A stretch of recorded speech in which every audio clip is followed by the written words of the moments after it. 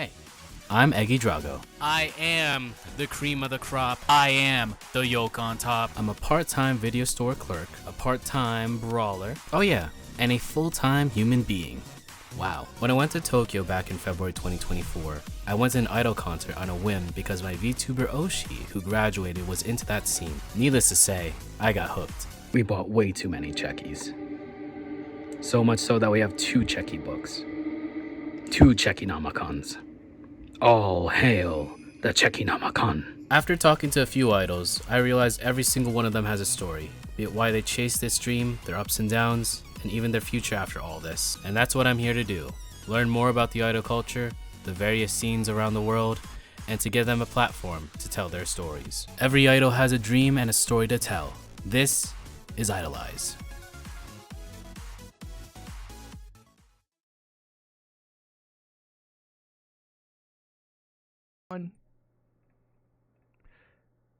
We live? Hello everyone. Welcome to IDOLEYZ episode 45. Wow, there's been 45 of these. Hi, I am your host Ando. I'm filling in for Eggy, who is currently back in the motherland. I don't know. He's literally as we speak flying from Japan back to the Philippines and is coming back in like a few days. So he's somewhere over there. Until he comes back, I am filling in as the host.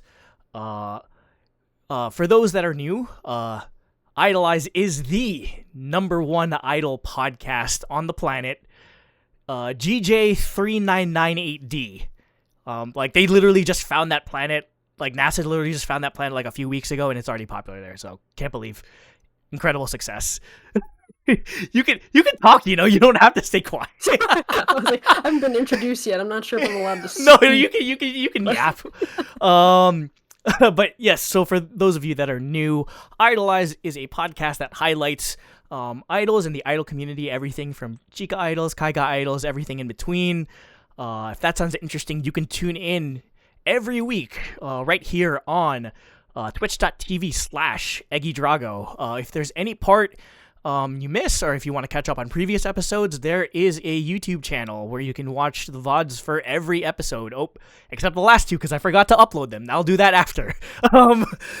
Yeah, so if you go to youtube.com/@idoleyez101, there will be VODs up, and I will push up the last 2 interviews I did because they were actually really good. So please go watch them. They were My Urania and with Strawberry Skies J. So if you want to catch up on when Eggy's coming back to United States or what else he's doing before he comes back home, I think or if you want like a recap on all his Japan shenanigans, you can follow @EggyDrago on pretty much every social media platform, mainly Instagram, Twitter, that sort of thing. And yeah, so he'll also be, once he takes back hosting duties, that's where all of the future episode announcements will be made. So yeah, look forward to that. So with that out of the way, let me introduce my oh wait, oh fuck, like Tara with a fresh cut. Yeah, like am I technically debuting? I'm like debuting your new haircut. Yeah, I got it cut like a month ago, but I was scared to post a picture because I was like, oh my god, I'm bald now. No, you're not. So No. It's on brand. Like when I didn't even put that as a talking point. Like it says on your profile, it says like shoujo like enjoyer or something like that. I'm just like, yep, that's very on brand. Haircut like trope. Yeah, haircut trope, new era. Anyway, what did I actually have right now? Okay, they are very normal about Pokemon, allegedly. They're the bravest person on Stan Twitter for both K-pop and J-pop. Like seriously, like some of the tweets, like some of the hot takes or tweets you put out, I'm like terrified of ever voicing those opinions on because, yeah, like I don't want that smoke. And most importantly, they are turning old +1 on April 3rd. What an important birthday year, old +1, and so Okay, everyone in chat. I know there's 7 of you here right now. I want to see happy birthdays spammed for like the next 1 or 2 minutes. I don't care if there's only 7 of you. Please, I'm sure most of you are here for the birthday girl anyway. But you know, that's specifically why I wanted to get you on like around here because I know it's your birthday. So thank you. You deserve the spotlight. So, ladies, gentlemen of the oh, Jesus Christ, what? Please welcome Tarastallized, aka Tara, to the show. Thank you very much. And yes, my birthday is on Thursday. I will, not to show myself already, but I will be trying to do a karaoke stream on my birthday. As busted as it may be, I will be doing it. And yeah, feel free to send me requests or something. Otherwise, it'll just be what I know. And we'll be having a fun time. So. Ooh, that I didn't know the request part, so that'll be fun. I will send in a request later. But yeah, so I guess actually no, I'm actually starting the show very different. Usually I ask the guests what their like first exposure to Japanese music is, but since you are a very special guest, I am starting off with Pokemon questions, and that is because 1, like I said, you're very normal about Pokemon, allegedly, and 2, at the end of this stream, we're gonna have a Pokemon battle. We're gonna go on Pokemon Showdown, and you're probably gonna kick my ass in best of 3 randoms, because I am. It's crazy. I mean, anything could happen, but that's true. yes. But I know I've literally. Like, just for reference, I haven't touched any Gen 9 competitive whatsoever, so all right.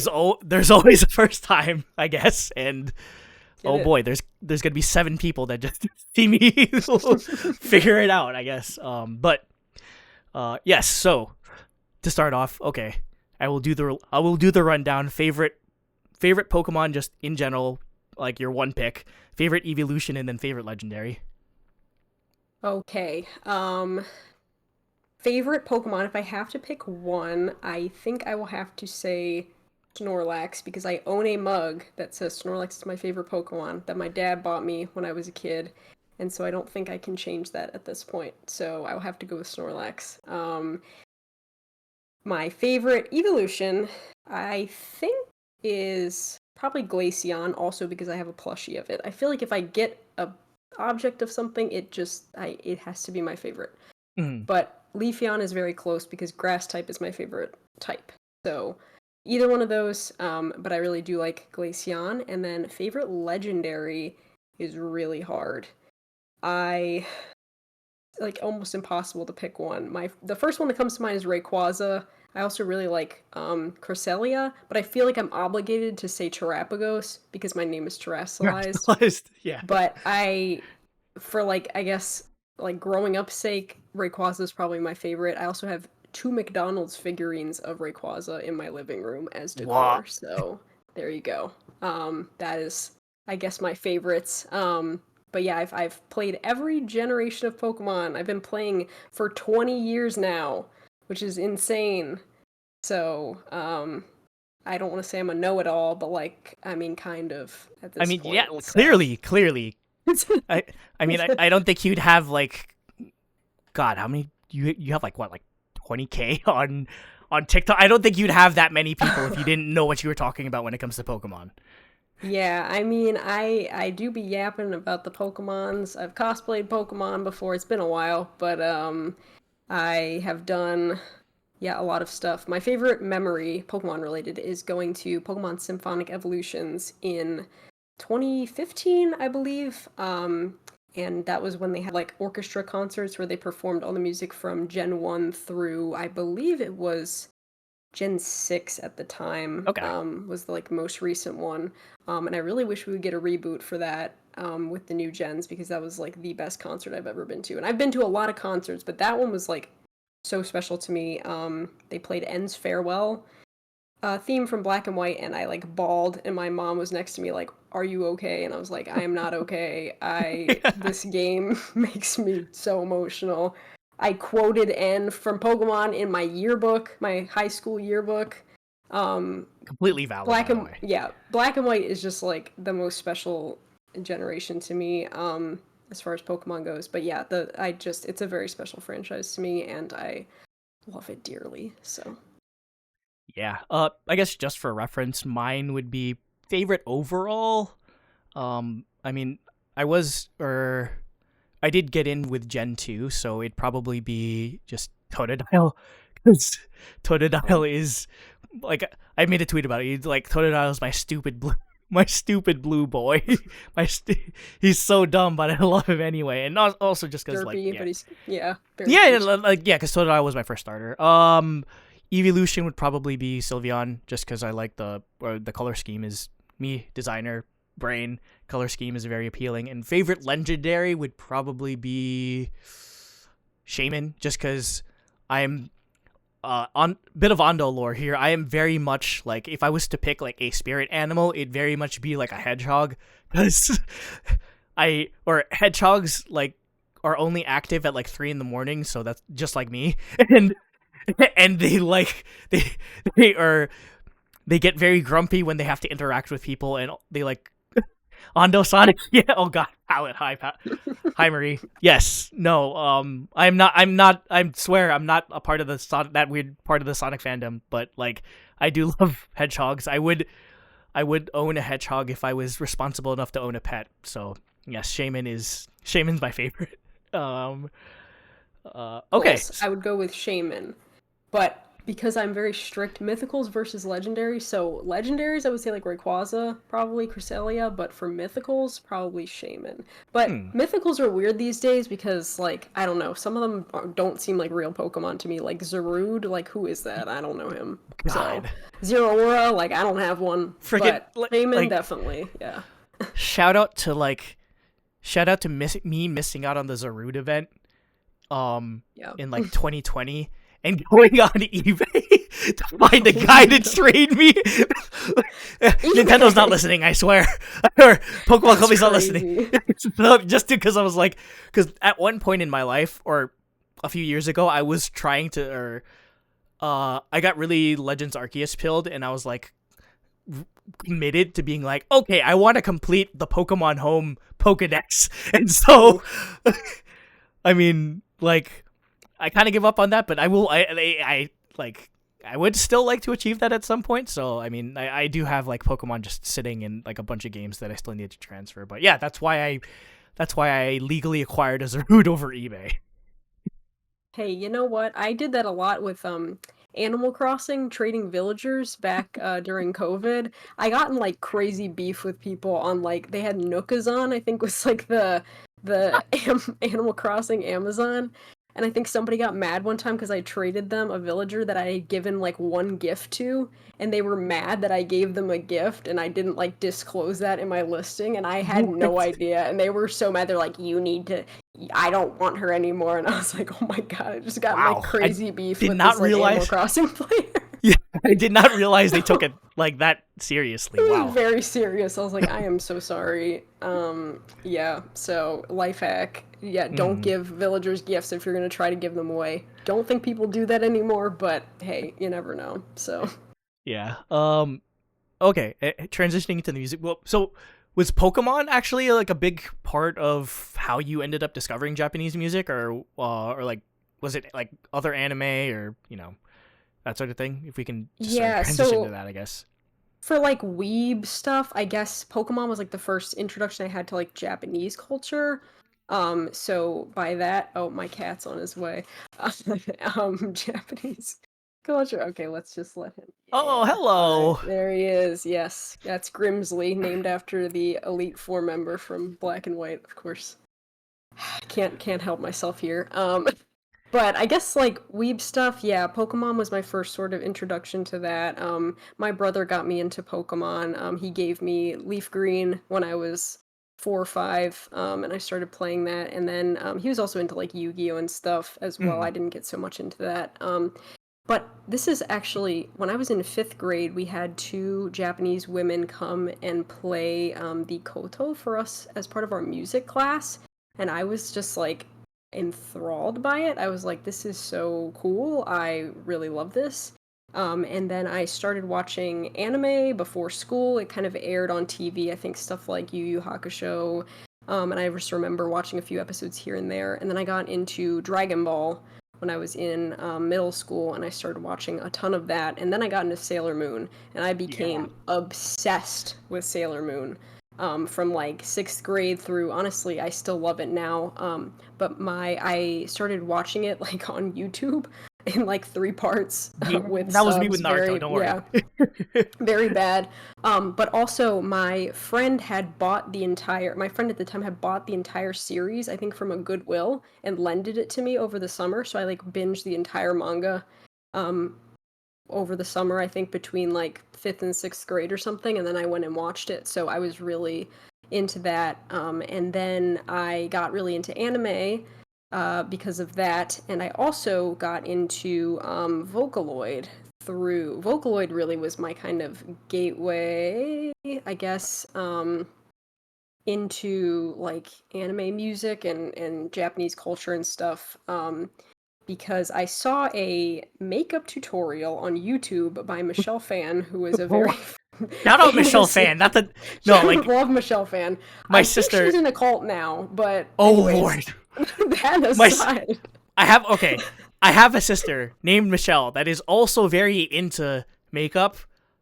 Not Michelle Fan, but like I just had to clarify that. That's how I know Michelle Fan. But wow, that's a deep cut. Yeah, and so she did a Hatsune Miku makeup tutorial in the summer of 2011. I remember I was like at the beach on vacation on my dad's laptop watching YouTube, and I discovered this makeup tutorial. I think at the time Miku was at Anime Expo for like her first US concert, and it was getting like news Oh, coverage and all this stuff. And I think Michelle like lived in LA and did a makeup tutorial for that, and I found it, and I was like, oh my god, who is Hatsune Miku? I'm like obsessed with her. I watched like all of the MMD videos, all the Project Diva videos that were out. And I did my first cosplay of Hatsune Miku at Otakon in 2011. It was very bad. I had no wig. I made my costume from like scraps of t-shirts and my dad's tie and an old dance skirt I had, and it was very bad. But I had just a fantastic time. And this is a long story, but I'm getting somewhere, I promise. I went to a dance panel at Otakon called like the Weird and Wacky Moves of J-Pop or something. And it was hosted either by Dansu Pansu or by like an adjacent like branch of Dansu Pansu, which if you don't know is, if whoever's watching doesn't know, they were a like J-pop and dance cover group. A lot of very popular Kaigai idols were in this group, including Alex Pinku and Michael from Flare, as well as Jenny Bon, and I think there were probably some other ones, but they were like the main ones. wow. Deja Vu Dia also, she I think is like a streamer now maybe, but she was like I think the leader of Dansu Tupansu. But anyways, I went to that panel and I did some dances to J-pop, and one of the songs that we learned the dance to was Masada Blue Jeans by Cute. And that was the first exposure I had to like real life J-pop idols, and I was like, this is so awesome. I really love this. I went obviously home and looked up all their music videos and stuff. And yeah, I guess that was like my first sort of exposure to J-pop idols through Miku and also Cute at Otakon 2011 as a small preteen cosplaying Hatsune Miku badly. So there you No, go. I mean like Loki. There is an appeal to just like low budget cosplaying, just because like it's always impressive how good people are able to make it off of like just random stuff they have in their house. So yeah, no shame. Yeah, you can Don't worry. buy stuff nowadays, which obviously I do because I'm not like the best sewer and I don't have like a sewing machine like and whole setup. But back then, like if you wanted to cosplay like an obscure character or Yeah, anything, I mean Miku wasn't like obscure. I could have bought a costume probably, but you had to make it. Like there was no choice. So I do yeah. miss some of that creativity because now you go to a con and it's like a lot of like Genshin Impact, and you can tell that they all bought it from the same website, Yep. which is kind of funny. I saw somebody cosplaying a character I knew at Anime USA, and I knew that we owned the same costume because the fabric pattern was the same. I'm like, oh my god, like I also own this costume, and I was like, Yeah. it is like it's interesting how cosplay has changed over time. It's more accessible, but also like, yeah, there's a lot more kind of copycatness, I suppose. Yeah, and also than just because there it's was. it's really convenient to be able to just order things off of Of course, AliExpress or yeah. like random websites or like cosplay wig websites, that sort of thing. Like, Yeah. honestly, no shame with not being the best sewer. I went to fashion school and I'm ass at sewing, so you're fine. You're okay with that. And also just when I did cosplay around like 2015, 2016, I bought all my cosplay items off Amazon because I was cosplaying just like Oh gosh, yeah. regular. No, because I was just cosplaying people that were like, hey, they're just wearing regular clothes. I can do that. So, I've done that as well, yeah. yeah. The normal clothes. I cosplayed. I don't know if anybody's heard of this. From the anime Aharon-san. It aired a few seasons ago. It's actually getting a second season that's airing this season. But the main character literally just wears like a gray sweater, a white button down, and like a skirt. And obviously, I was able to just like buy that very easily. So that's kind of cool when you can just piece Yeah. things together. But more complex stuff, you got to go and find those. From a maker, so, or make it yourself if you are so talented. So, since you mentioned that, like specifically like the J-pop dance cover group. Oh God, I forgot the name. Dansu to Ponsu, I think. Dante Yeah. Tapansu. Wow, that's a crazy name. So it seems like basically just right from the get go, you had exposure to Kai Guy in a way, like.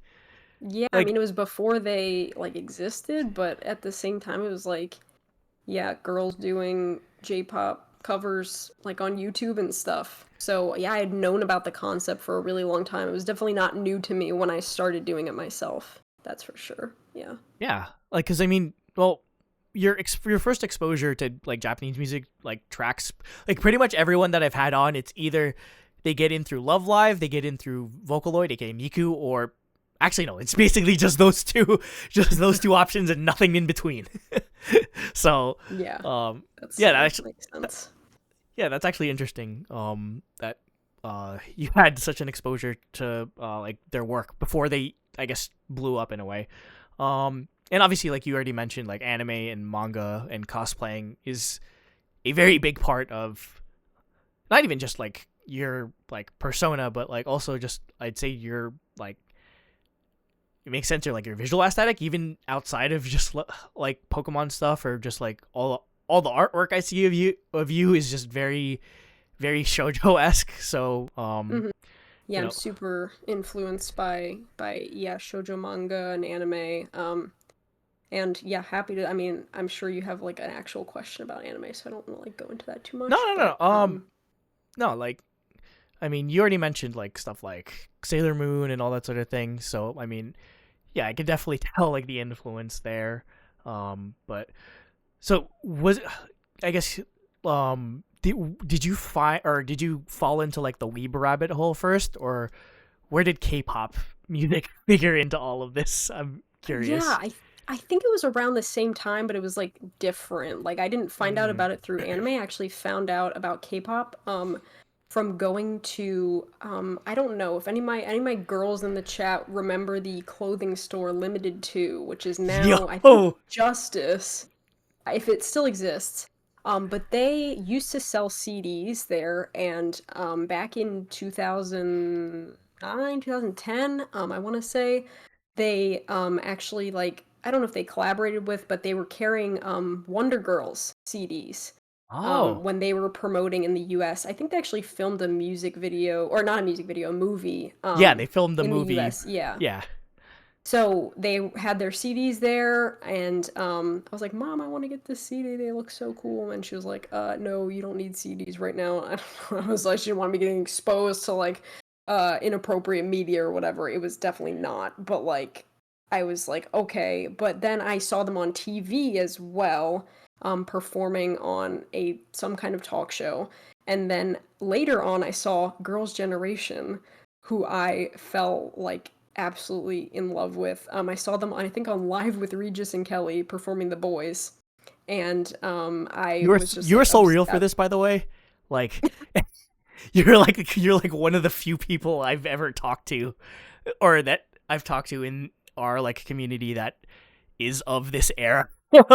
Like that's second, third gen pilled.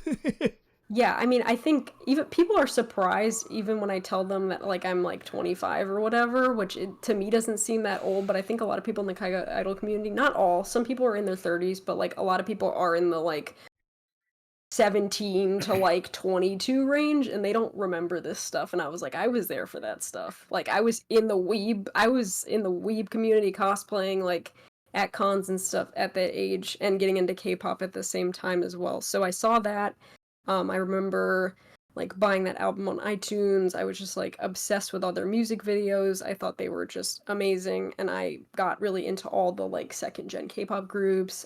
Kara, Tiara, love Tiara, especially because they have like the same name as me, but also their music was just great. I didn't really get into too many boy groups at the time until like later. But yeah, it was mostly like Girls' Generation, 4 Minute, Tiara, Kara, trying to think of other ones. I think those were the main ones that I listened to. Oh, Girls' Day as well. I really liked also. Love yeah. Girls' Day. God. Sorry, Eggy. I always turn this into freaking Truly Daybach 2.0, but Tara's literally speaking my language right now. Eggy actually says, who is your SNSD bias? Gosh, that's hard. I think Sohyun is probably my bias. At the time, I think she's the youngest, and so I was closer in age to her than the other girls. So I kind of like, I guess, resonated with that. But I also really loved all the TTS members. I remember when Twinkle came out, and I was like obsessed with the music video and the aesthetics and everything. That's very that is very much up your alley. If you were ever to perform, Twinkle or like, oh god, what was their Christmas song? Was it oh god, Dear Santa? Yeah, Dear Santa. Yeah. I definitely don't have Taeyeon's vocals. I would wish that was the case. Unfortunately, we can't all be Taeyeon, but yeah, do love their little stint as a group. It was very good. So. But yeah, Eggy's saying you should talk to her. So yeah, we have our Truly Daybach lore. There's one of my co-hosts for my old K-pop podcast is completely Tiffany pilled. Tiffany pilled and Tan pilled. Like, I think he flew to, or he was going to fly to, or he flew out. Did you ever, it was a few years ago. It was called like Culture Festival or something like that. It was kind of with a K. It was in LA. They had a lot of artists that they promised that didn't show up. Taeyeon being one of them. I didn't know that. Wow. Yeah, so I mean, it was low key like a fire festival, but for K-pop. So like, basically, only like half the. I forget what happened, but like, yeah, a lot of artists didn't show up. People paid a lot of money, that sort of thing. But yeah, so, and I forget if I ever mentioned to you, but like, Girls' Generation is how I fell into the K-pop rabbit hole. Like, one day in college. A friend of mine that I was going to class with, that was basically getting me K-pop pilled, said, well, one, there was an SM town in New York that I couldn't afford to go to because I was broke. But then the day after, there was a free Girls' Generation fan meeting at what was then called the Best Buy Theater, now called Palladium Times Square. And yeah, I got dragged in. We basically skipped class to go watch Girls' Generation, and then it's worth it. It went all downhill after that. So, original bias was Jessica, but then but that now as of late it's either Sooyoung or Taeyeon, just because Taeyeon is probably the voice of a generation at this point. So the SM voice. Literally. Training goes hard. But yeah. Which is why they should treat her better. Yeah. But I guess just like transitioning back into like Japanese music a bit, like that's a thing. Like I feel like that's a thing for you specifically, is like people wouldn't think you would listen. Oh, it's like, oh, you listen to K-pop, you must listen to like Blackpink and like all the newer stuff, but you're very like second gen pilled. And in the same vein, like you're also, or I know your, I guess just your specific expertise or interest in like Japanese music is a lot of like older stuff from like even before you were born, even before I was born, in all Get my honesty. cane out here. No, so like, yes. yeah, I know like you, I mean, again, so the first time I ever saw you live was obviously at Idol Gateway, and then you literally did the Pokemon Concierge OP, which is by like the city pop queen herself, Maria Takeuchi, and then you know, based in Show Uphill, indeed. So yeah, like you're definitely like, so was city pop or like future funk, or like was that actually how you fell in, or was that or did you find your way into that kind of music like differently? Yeah, it was through future funk and vaporwave when I was in high school. So valid. That was, yeah, YouTube recommendations, and yeah, I just fell in love with I think it was like called Selfish High Heels. I think Yes, is by Young what Bae. that was called. Yeah, and that was like the first one I heard, and then also it was a remix of the I forget what the song is by Maria Takeuchi. It's like Yume something. But it had like a Lum video in the background, and I really liked that as well.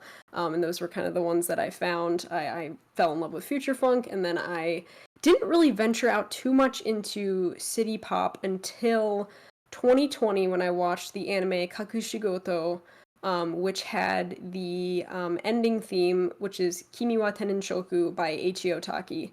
And I heard it for the first time, and I was like, this is the best song I've ever heard. And I just fell in love with Eiichio Taki so much. I just adore him. May he rest in peace. He is like a musical genius. I absolutely adore his music.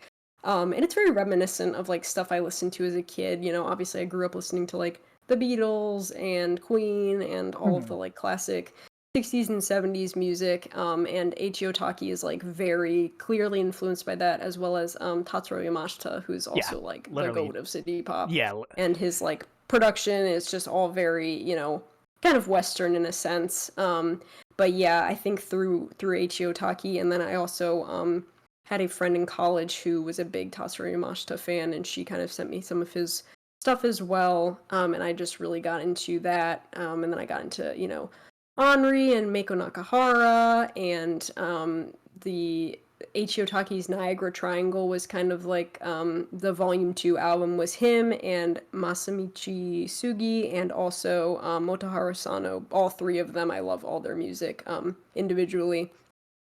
And then from that, I got into another artist called Kirinji. I have to talk about Kirinji in this podcast somehow, because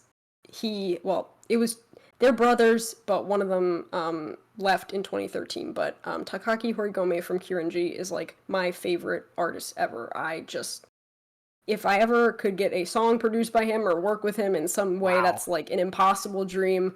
But I adore him so much. He also does music he also did music for Katamari, which is like my favorite game aside from Pokemon. So yeah, so that's like two of your favorite things, basically. Yes. And right, no shame. Like there is a part at the end of the show where you call your shots, or you're just calling your shots early. Don't worry, we will manifest that into existence. This, yes. Yeah. But yeah, no, definitely. Like I'm probably the same, where like future funk and all that sort of stuff, like, got me more interested in like older Japanese music after only having listened to just like, oh, this song from an anime, that sort of thing. But then obviously like future funk, like, oh, like artsy music on YouTube, that was the channel. Rest in peace. Actually, no, I think definitely No. I forget if it's back or whatever, but like, yeah, so and obviously I guess like yeah, much like you, I'm sure like the whole combination of like, oh, it's all this really cool old 80s music that combined with like shoujo anime and like specifically like Sailor Moon type stuff. So you know, I feel like it'd be hard for anyone that is very much into shoujo stuff just not to sort of immediately fall in love with it. But another one I remember you performing at Idol Gateway was honestly like probably one of the best performances I'd seen at not trying to gas you up, not capping, like that was crazy. was when you did Vanilla, or you did the Vanilla cover by Gact. And Yes. like at the time, like, see, like my reference with Gact was like, oh, that's the dude that won't let Crisis Core get remade because he's really particular about his likeness or whatever. And then I hear you doing this like basically like Ricky Martin core song that's in Japanese. Yes. Oh my gosh. I'm so glad you pointed out the resemblance there, because it's very much there. And there's a lot of, I really love like the Latin kind of influence in J-pop, which I think is why I gravitated towards Hello Project songs, especially because Sunku, their producer, clearly like has a like interest in that kind of sound. And but yeah, Vanilla by Gact, I found out about Gact obviously from Gakpo the Vocaloid.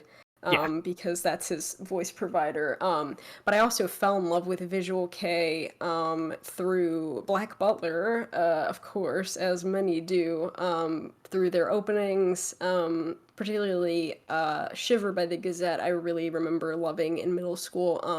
But I found out about Malice Miser, which is Gackt's group. I don't think I listened to their albums until I was in college, but I listened to Merve by Malice Miser, and I was like, this is just so incredible. Like, it was like nothing I'd ever heard before. Like, even other Visual K music doesn't sound like it. It is like it is an incredible album.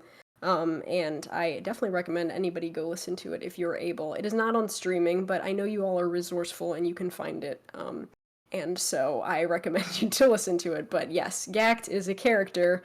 I don't necessarily agree with his views, but he does have some bangers, and his stage presence is really just pleasure, insane, just great to watch. So that was kind of why I did that. The reason I did that, I think, was because Michael from Flare did a Gact song at Aiden's birthday live, and I thought, wow, I should do a Gact song. So I was like, oh, what the hell? Let me do it for Idol Gateway. So yeah.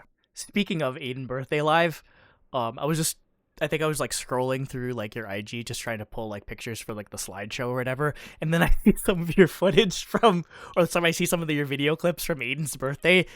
I was standing next to you the whole time, shining the bright last freaking camera light. I was so sorry. This guy's camera setup's so cool. I was like, no, it was no problem. And also that venue was crazy, and it was like 90 degrees, and I was dying in the crowd. It was my camera was literally like saying, please turn me off. I'm about to die from overheating. Like, I bought a fan just to stick on the end of my camera after that event. But yeah, I mean, if anybody in the chat, if you're like, you've never gone to an Idol show before, please bring like a portable hand fan or something, because it does not matter what season it is. They are hot. Even Idol Gateway was in November, and I was boiling on stage in this costume, as you can see. Or I'm pointing the wrong way. This costume. And I was honestly, like, let me get a long sleeve for winter. Do not do that. It's a bad idea. So. And honestly, like,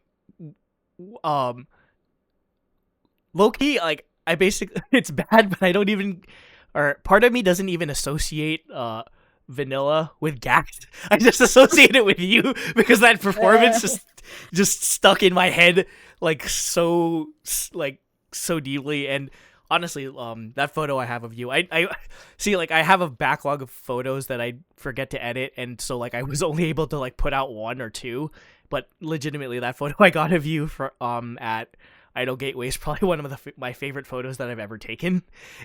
I saw it on your like promotional like image for your photography, and I was like, wow, I made it. So that was very cool. Yeah, no, like, legitimate. And also just because in general, like, you don't really see Kai Guy idols or even J-pop idols or Cheek idol, like, you don't really see them doing floor work all that much. So I was just like, wow, that's impressive. And I guess, like, on that note, like, you were mentioning before of just like stuff you wanted to talk about on the show. Like, it seems like, yeah, you did have like a very extensive like dance background. So if you wanted to go into that a bit. Yeah, I started taking dance lessons when I was 3, and I did it up until I was 18, and I was in a ballet company from ages 7 to 18, so as well as being like on my school's dance team and doing just regular dance lessons outside with a recital every year. So I did a lot of dance throughout my life, and so yeah, I guess that definitely shows in my performances, as well as my costumes are all previously, they're not my costumes, but they're dance costumes that other Mm. people are selling. I guess I just kind of have an eye for like what I want. I think I have a very clear idea of like what I want to look like visually, or at least I thought I did.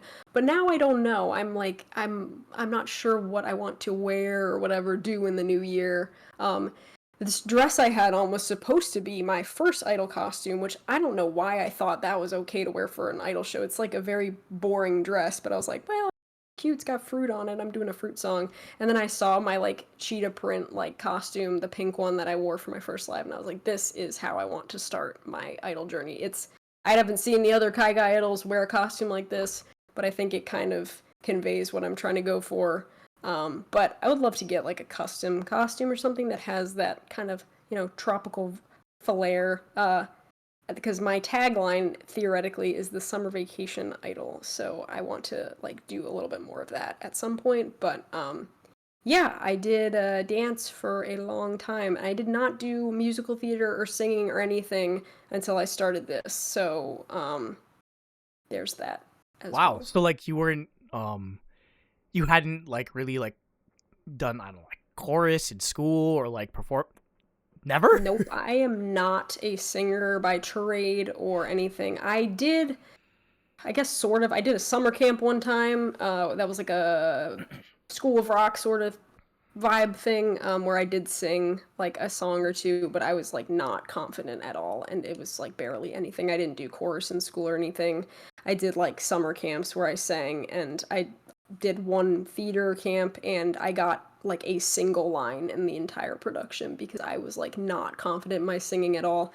And I'm still not super confident in singing. It's not like my strong suit. Also, like my stamina on stage is so bad because I am very out of shape from not having danced since I was 18, and I am no longer 18 or close to that age anymore. So it's been a while.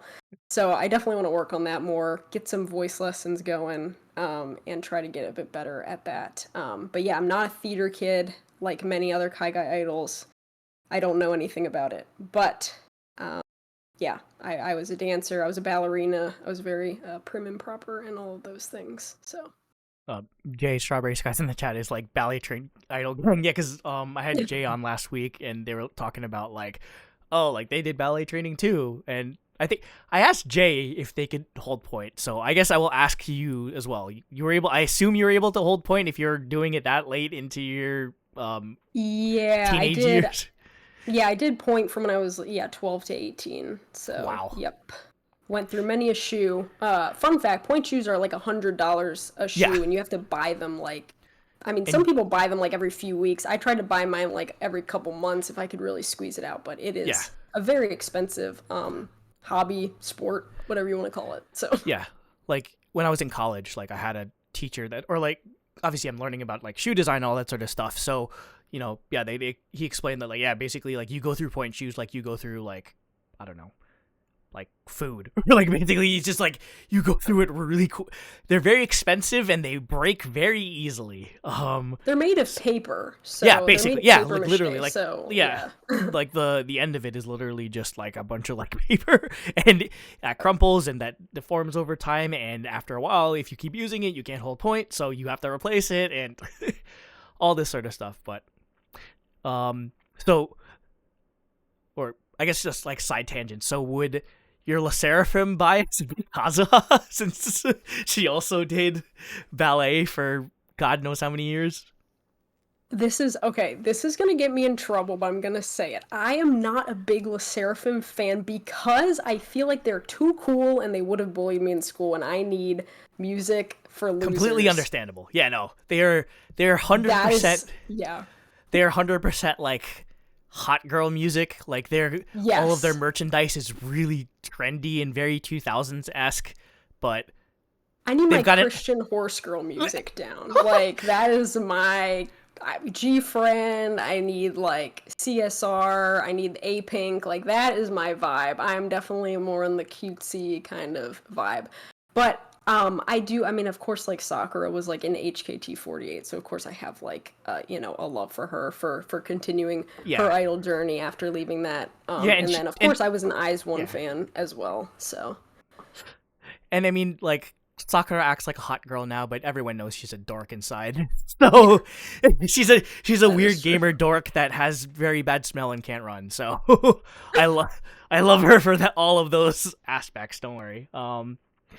So what exactly was, I guess, like the spark or the impetus for you wanting to um go beyond just beyond just doing like dance like that you already did, beyond doing J-pop cover dances? What made you want to, I guess, just debut outright as a Kaigai idol? So COVID like messed me up in a lot of ways, and I became basically like a hikikomori. Like I've always been. This is kind of deep. Like I don't want to get too deep and sad on this podcast, but like I've always been a germaphobe since I was a kid. It's been a very not pleasant thing to deal with. Like it's not just like, oh, I'm scared of you, don't get near me. Like it Mm-hmm. will mess you up mentally. Like it's a full blown phobia. So when COVID happened, I was like almost kind of happy to like be stuck in my house and not have to do stuff. But then like obviously you have to transition back into like the real world, and I was not like doing a great job at that. But in 2024, I guess April, I went to Sakura Matsuri in DC, and I saw Flare and Emberloid and Tama Celestial Idol. I'm saying it like it's her last name, Tama I mean, Celestial Idol. I Celestial Idol. always, I feel like people do that. Like people do the same thing with, or I think it's a joke with, within like, or my group chat. I Like get Fire it's called, Emblem or something. or People no, no, say like, yeah. no, or no. We have another joke with, we call Michael Michael Flair. It's Yeah, like, it's like, oh, your name. Yeah. it's like their full name, even though that's not real. So, yeah. So you saw them, and then I guess like that's what, I guess, just sort of got the wheels turning in your head to just like, Yeah, like maybe I I could do had this. right, I had known, like I had seen like obviously as I'm sure many people have Barry and Sorbet on TikTok, so I like knew that people were doing this kind of thing. And of course, as I mentioned, like my previous experience at cons and stuff and seeing like Orote Mita and Odorite, all that stuff. So I was kind of like aware of the scene vaguely, but hearing Tama sing at Sakura Matsuri, I was like just like blown away. I thought she was just so incredible, and I was like, if these people are up on stage and they're kind of like weebs and stuff like that, I'm like, well, I should just be up there. Why can't I do that? So I don't know. I was crazy to think that I should like go do that, but I'm really glad I did. Because the Otakon applications closed in like April, or I think something like that, and I saw them and I like decided to apply. I had like 2 weeks to apply, and I threw in my application. I like filmed a dance cover in my room to Poppin' Up by Kasumi from Nijigasaki, I think, and then I sang edited together a little video recording me singing Kimitachi Kiwi Papaya Mango Dene by Meiko Nakahara, which I also performed at my debut. Mhm. I sent it in expecting like nothing, so I was like, I don't know any of these people. I've never done this before. I have no like social media presence as far as like being an idol goes. And they accepted me into the Now Presenting Festival, and I made my debut, which was crazy. And right after that, I did Anime USA, and then I did Idol Gateway, and then I did MagFest, and now I'm on a like little bit of a break. But yeah, I did like a lot of things back to back, so that was Yeah, like very that. cool. Yeah, that's a pretty like big run to have just starting off. Like basically, like especially like Otakon obviously is known basically as the idol con essentially. So I know like Jay talked about how important it was to debut there. How was that experience? Because I missed Otakon or 2024 unfortunately, but like you like you'd already had experience obviously like getting on a stage performing like dancing like, so how much of like a transition or how much of a mental difference was that when it came to, oh, I have to, people are going to hear my voice, people are going to it's not just like me dancing and there might be other people, it's just me out there. um it was like honestly terrifying. Like I'd never sung by myself I've never done anything by myself really on stage. I think maybe in like elementary or middle school, I had maybe danced like at a summer camp as a solo or something for like 3 minutes, but it was much less serious to me. I don't know why this felt so serious to me, but I was like, I think as I've gotten older, I've like gotten more scared of how I'm perceived by other people. And so I was really scared to go on the stage as like just me doing my thing, singing my songs in front of people who were, even though this was the Now Presenting Festival, I think I was like one of the only ones who hadn't like actually done stuff, because I know Royal was there, she had done stuff, Mai was there, had done stuff already, or they've either had some kind of involvement or performing experience as an idol within that year, and I had nothing. I was just like starting from nothing. It felt like I was starting from nothing because I hadn't done anything since I was in high school, and I've obviously been out of high school for quite a few years at this point. So it was very scary. I remember like I was like shaking backstage because of how nervous I was, and Bales from Eden Project was like, "Are you okay?" Like, and I was like, no, I don't know if I'm okay. But I got up there and I did my best. And I watched the video back and I was happy. I was just able to get like my voice out. And obviously I was very nervous with my MC parts. And I still am, I'm nervous talking. Like talking is not my strong suit. I am not a very outgoing person, though I do like to yap about things I know about. But like putting myself out there is very scary for me. So it was very nerve-wracking. The couple weeks leading up to it, and then afterwards, it was like, what am I going to do with this? Like, is this the end? Like, I need to start planning for the next stuff as well. And so, but I think overall, I'm really glad I did it. I think I needed to put myself out there and try something instead of just like continuing to shut myself in my room and not do what I wanted to do. Because when I like got a job and graduated from college, I was like, there was a point in time where I was like, I wish I could just be normal. Like, I wish I didn't like anime. I wish I didn't like video games. Like, I just want to be friends with girls at work and just like talk about, you know, life and go drink and do happy hours and stuff like that. And I very quickly realized that is not me. I can't do it no matter how hard I try. Like, I'm not gonna, that's just not my thing. I like to go to cons. I like to sing karaoke. I'm a weeb. I like to play Pokemon. Like, I can't, like, deny that this is my truth. So I'm glad that I decided to do this and get involved. And I'm still trying my best to make friends and connect with people. It's not easy. And I definitely, like, should and can be doing more to, like, try and be more involved. But taking that first step is very hard, but I'm glad that I did it. Yeah, definitely. And, you know, I think I mentioned this before, but it's like half the battle is just getting on stage in the first place. The rest of that, like everything else is almost like, you know, icing on the cake in a way. Just, you know, it's something that like not really similar in a way, but yeah, like even like me, just whenever I wanted to do like get into content creation or photography or, you know, like you said, mentioned, I'm definitely the same where like, the thought of being perceived by strangers or by like a large audience then that I can't necessarily, you know, have control over or just see all the time is terrifying. And, you know, like, especially when I was doing like K-pop content, like I've had people tell me like, oh, you have no idea what you're talking about. Or like I had people like make downvote or like dislike bots on my channel or like that sort of stuff. So it's, you know, putting yourself out there in that sense is, you know, it's understandably terrifying. But yeah, honestly, I think that's definitely an experience or a story that everyone can learn from. Like, honestly, like photography for me was like a pandemic hobby that sort of just turned into something that I make somewhat not I can't say I make money off of it. I've been paid in hot dogs and free concert tickets, but I mean still, like, you know, just like taking that first step is just very, very nerve-wracking. But I feel like, yeah, once you sort of like rip the band-aid off in a way, like you're just like, okay, that wasn't so bad, that wasn't so scary, I didn't die. And you know, after that, yeah, it gets easier. So onto with the indie wrestler pay. Yeah, basically I'm getting paid in favors.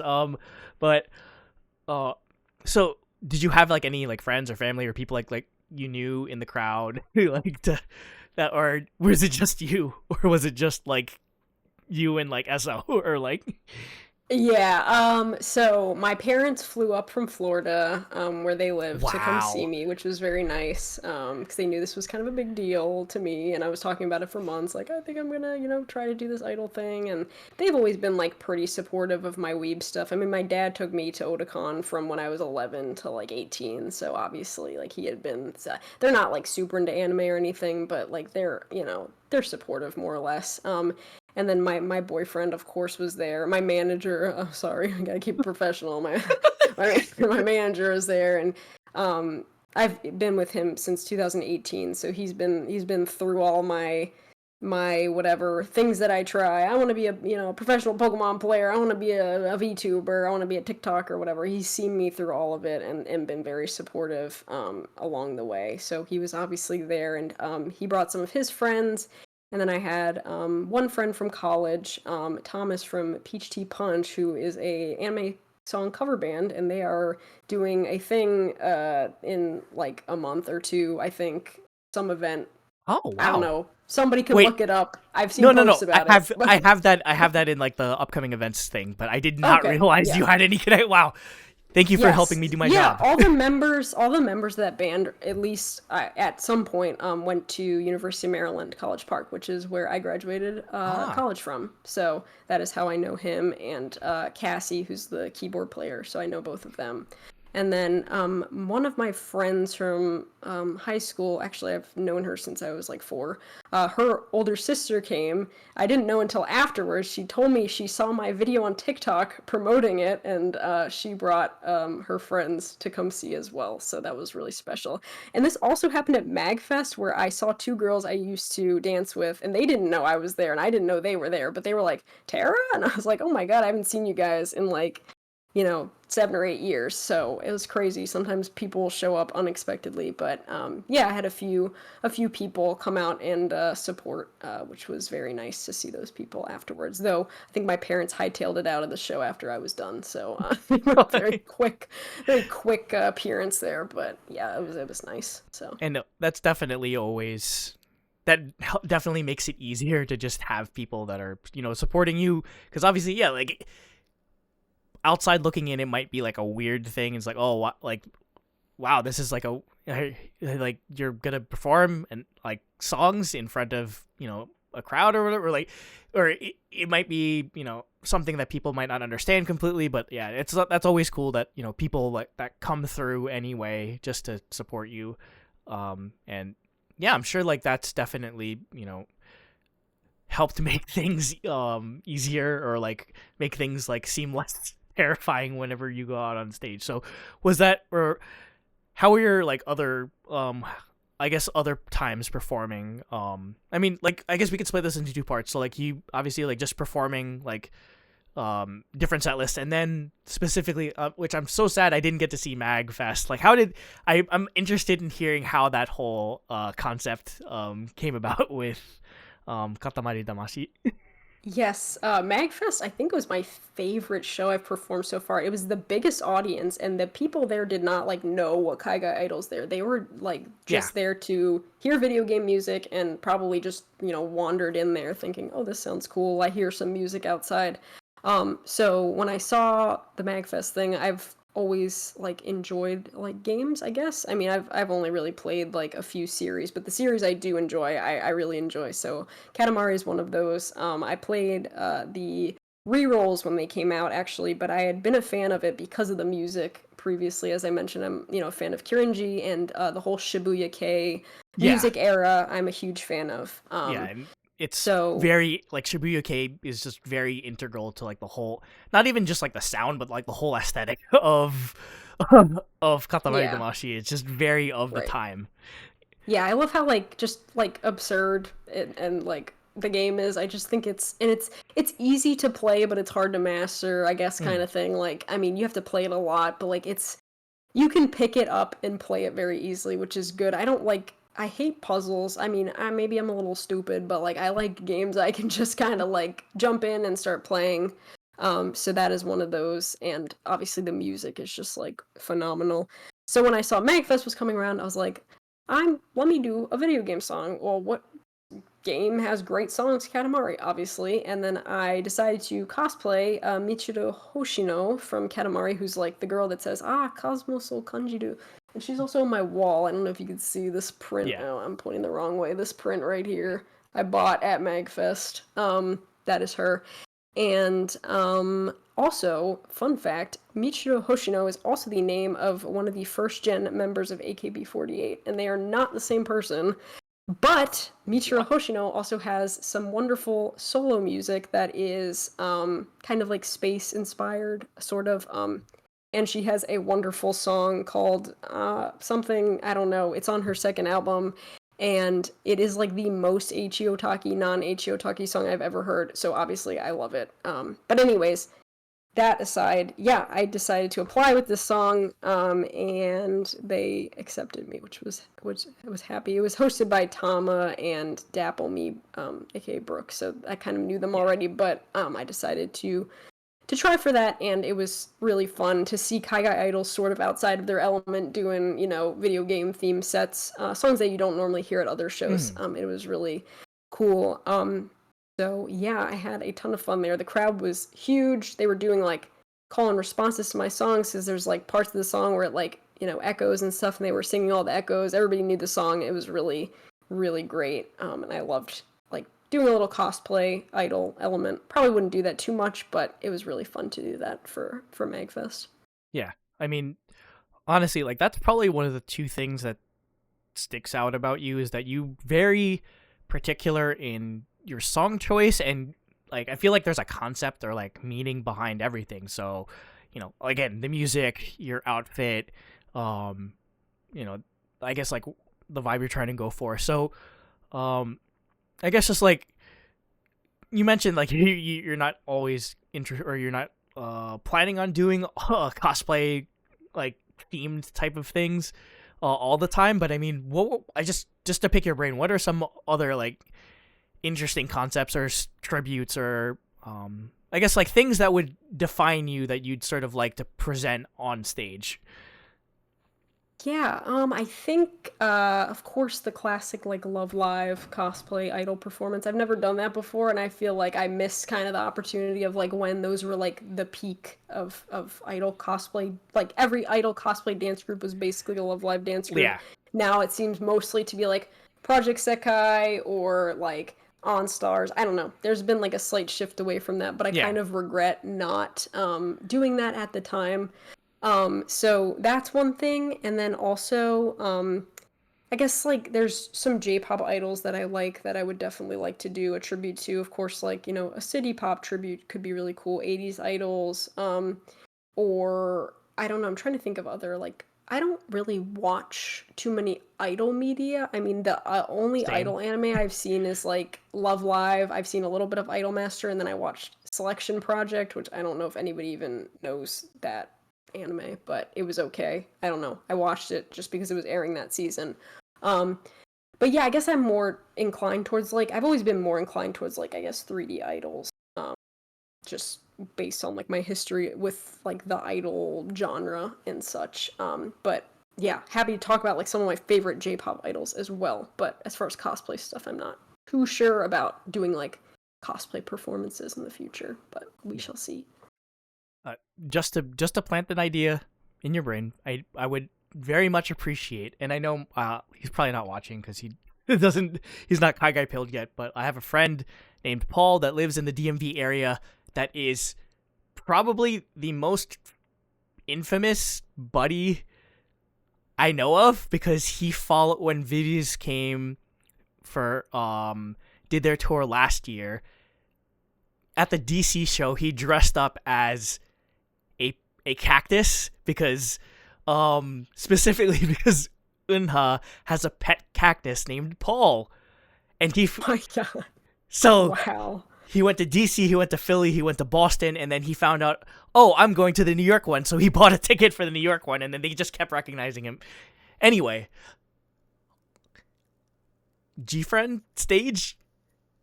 G-Friend stage? Yeah, you know what? This is an interesting topic because I've heard from different people opinions about should Kai Kai idols do K-pop songs at like anime conventions.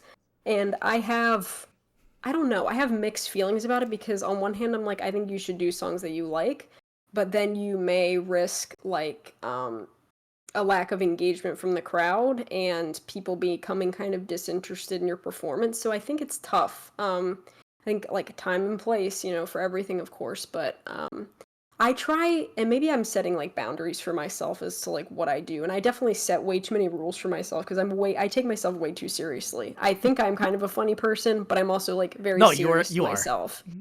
So I kind of set a rule like I will do Japanese songs like only. Like I don't do English songs. I don't do non J-pop really songs.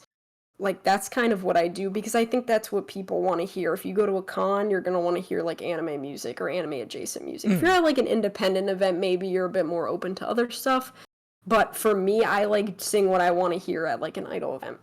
So of course I do like K-pop, and I've sung K-pop songs at karaoke. I've sung I Don't Know by A-Pink in the karaoke room and gotten a 98, you know, in the karaoke room because I love that song. But like I don't know about doing it, and I would love to hear from like people in chat or like Woda people. Like, what do you like? Would it put you off if people did K-pop? Because I've kind of heard this maybe like around that people don't want to hear that stuff at like idol shows. So I find that interesting that that's the case. I kind of get it, but also like I don't know. It's an interesting thing.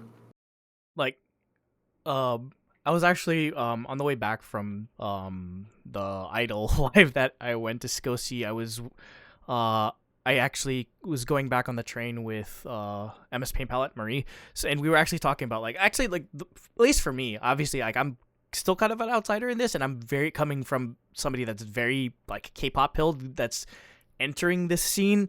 Like the one thing I do like from artists that I've seen perform or just hear about is I guess just like the one thing that the American Kai scene specifically has going for it is that there's a lot of variety, not just in performers but in songs. Like it's not always just all like idol songs, or it's not just always Japanese songs like with some people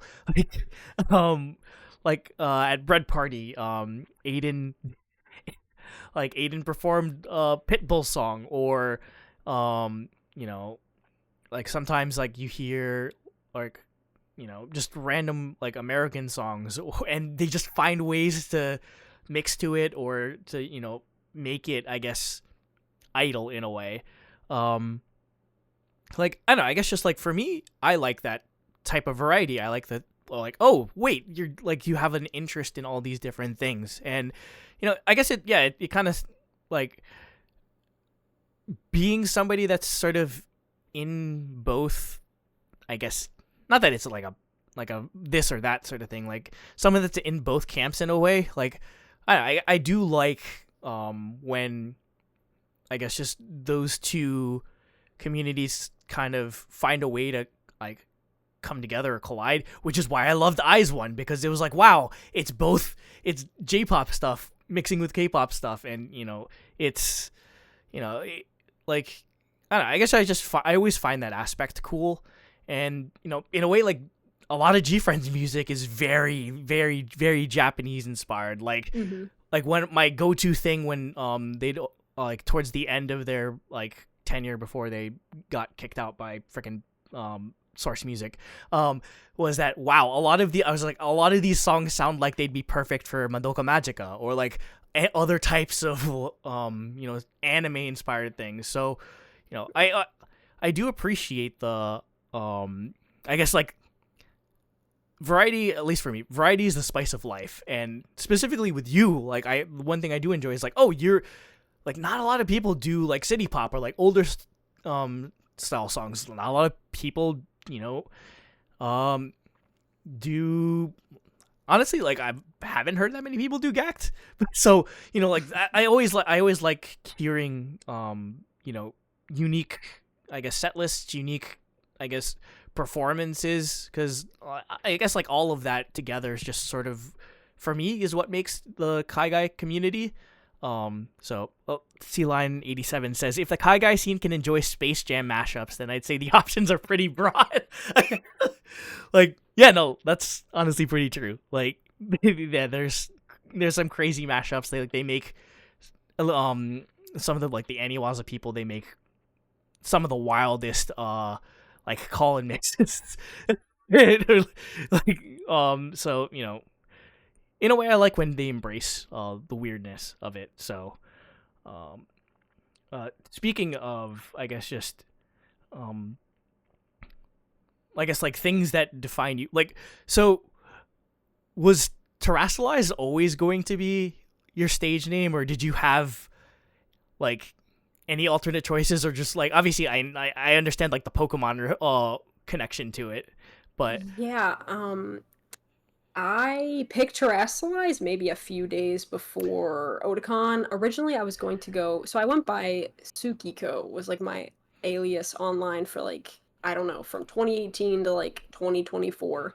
And I was gonna use that, and it just kind of felt weird, like using a Japanese name as like an idol name, because I'm not Japanese. And I was like, maybe this is just like not a good thing. And I was like, I need to figure out something. Let me just use my name. But I'm like, well, that's kind of boring. So I'm like, I need something else. And I don't know, it came to me somehow. Terastallized. I mean, when Terra Pokemon were first announced, I'm like, I mean, come on. I was like, that's literally, like, they put me in Pokemon. this is my gen. So I was like, let me do a little, and this also comes from my Tumblr username, which is, I think it's Terrakion, I think, which is like Terra plus Terrakion, the Pokemon, legendary Pokemon Terrakion. So I was like, Tarastallized, that's like recent, kind of cool sounding, and it sounds kind of like, I don't know, sparkly, stagey, sort of. It has a flair to it that I thought was kind of cool.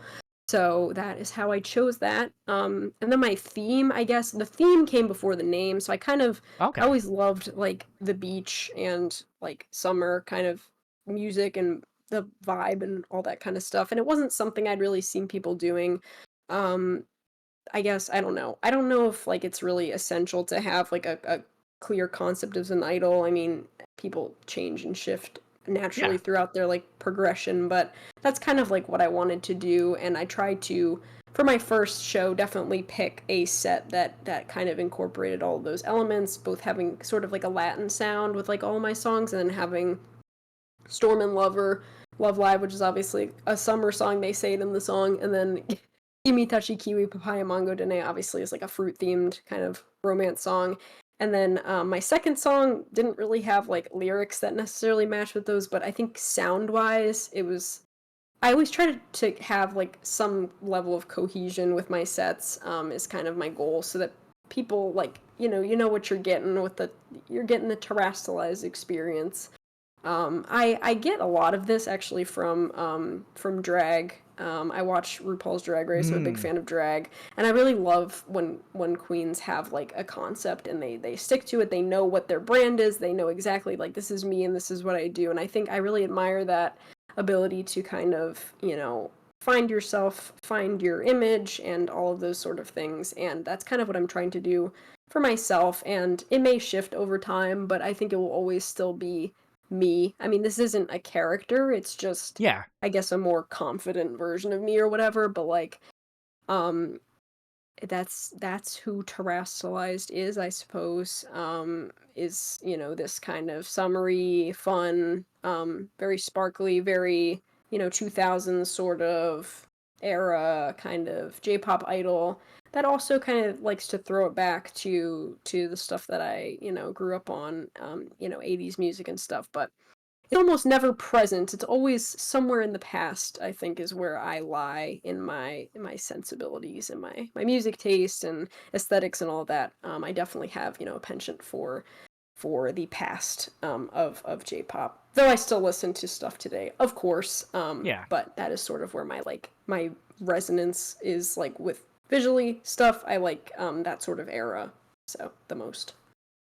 Yeah, and I'd say, at least for me, just as an observer, I can definitely see that influence in, all the work or all of the, performances you've had, or just the covers you put out. It's very, like, you'd think that, oh, like, wow, Katamari Damacy versus like I don't know, like Maria Takeuchi, like throwback city pop vibe is very, very, very distinct. But I'd say, like, again, a lot of it is, yeah, I'd say the sound might not always be the same, or it might change or whatever. But I think, yeah, like that is very much, I think, what I associate you with you the most is just, oh, there's a lot of nostalgia that comes out of your set lists or your performances. And as somebody that has nostalgia for 8 eras that I wasn't even alive in, that's like definitely, that's right up my alley, which is why, yeah, like definitely I enjoyed your performance the one time I saw it. And why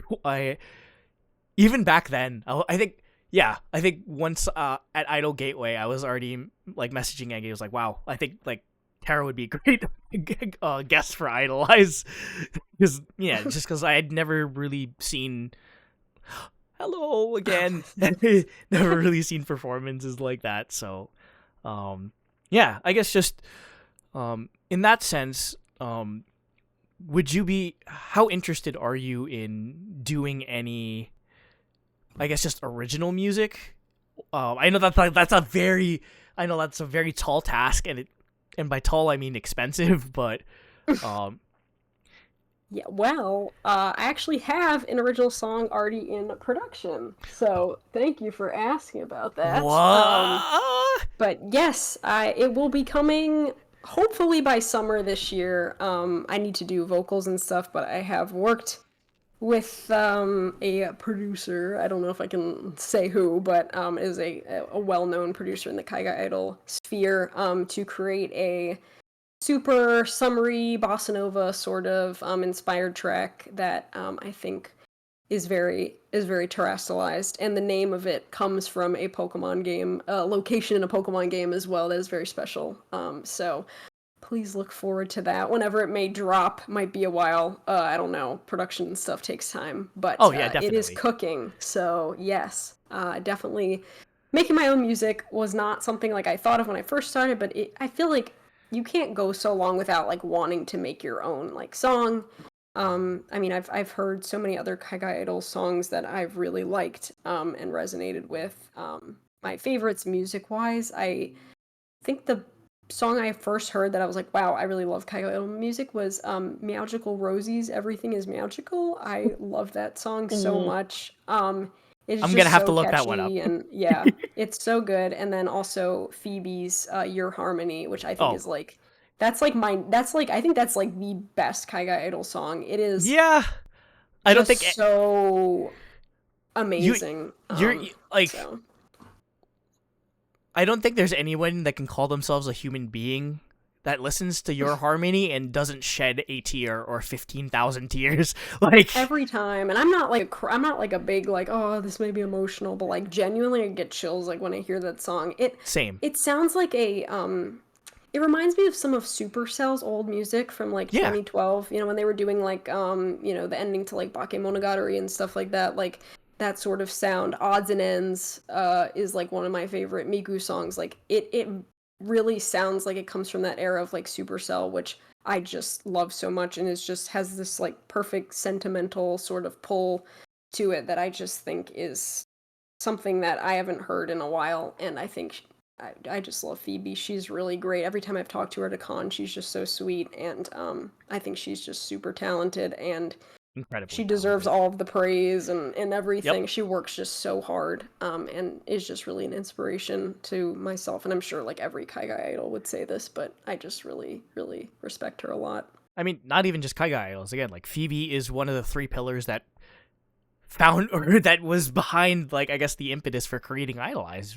Phoebe first guest, and just like Phoebe and like Ria and Gumi from Crazy Fantasy, like basically a lot of they're without them there would be no Idolize. I would not be covering for Eggy right now if they weren't performers. Yeah. So I mean, but going back to your music, the second you said bossa nova, I immediately like I'm just like, okay, I'm pre-saving that shit on Spotify. I'm going to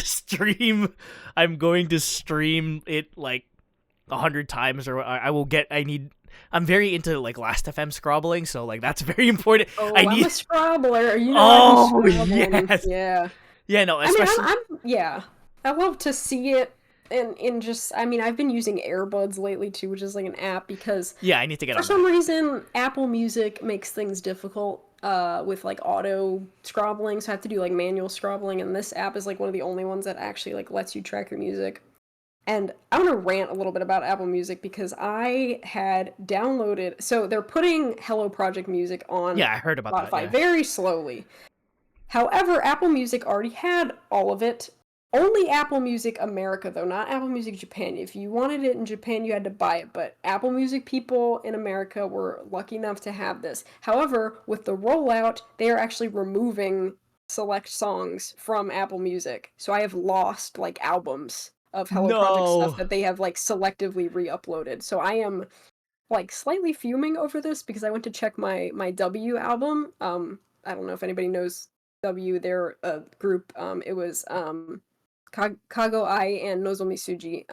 But they had an album, their like first album, and they removed it from Apple Music. And I just found that out this morning when I went to listen to it, and I was like so upset. Oh, that's the worst. So, anyways, yeah, Spotify users, you might have won this one, but I am crying a little bit because they took some of my music away. Oh But no, I mean I've experienced that specifically with God, I forget who it was, but like some like some company had like a dispute with Spotify or something and removed albums, and I'm just like, or no, when sometimes like I guess more J-pop relevant, sometimes when singles get released and then it shows up on an album later and it doesn't have or they add album version to it and it doesn't scrabble to the same like page, and then I have like 3 different like listings of the same song. Like this is really like in the weeds inside baseball shit for like the audience, but like this is what drives me up a wall, and then I have to go in and manually change. Okay, this is what I'm pointing to, this one because this one has the artwork and everything. But like, it's just like keep it consistent. Why can't you just like point everything to the same? Yeah, I mean, I like to have like physical CDs when I can. Obviously, I buy stuff when I can. My car still has a CD player, so I am Yeah. grateful that that is the case. So I do try to collect stuff when I can. But it is unfortunate that that is the case. So Yeah. In that sense, I guess would you consider putting your original song on CD? I'd love to print a CD, or I guess vinyl's too expensive. But yeah, I would like to do that. I've bought one Kaiga Idol CD before. It is Pawn Rangers single. So I've bought that. I do like to have like a physical CD to support when I can. So definitely would like to do that. I also like all the goodies that used to come in CDs, just like a lyric book or cool artwork or photos, stuff like that. So I feel like that's like the big, obviously, like there's a whole like sub community in K-pop that it's dedicated to just collecting like K-pop photo cards that you pull from albums. So, I've been trying to like sow those seeds into the Kaigai scene. So if you ever need help taking, or if you ever need help doing like photo card shoot or like want to include photo cards, I will do that for free just because I like the experience of like, oh my god, I pulled this photo card from the Tarastallized album. So yeah, it's self-indulgent, but something like that. Yeah. All right, so we've reached the end of the show, and this is the part where again this is your Steph Curry taking a 3-pointer from the moon. So, okay, you already mentioned like dream for like production. So, dream collaborations, dream performance.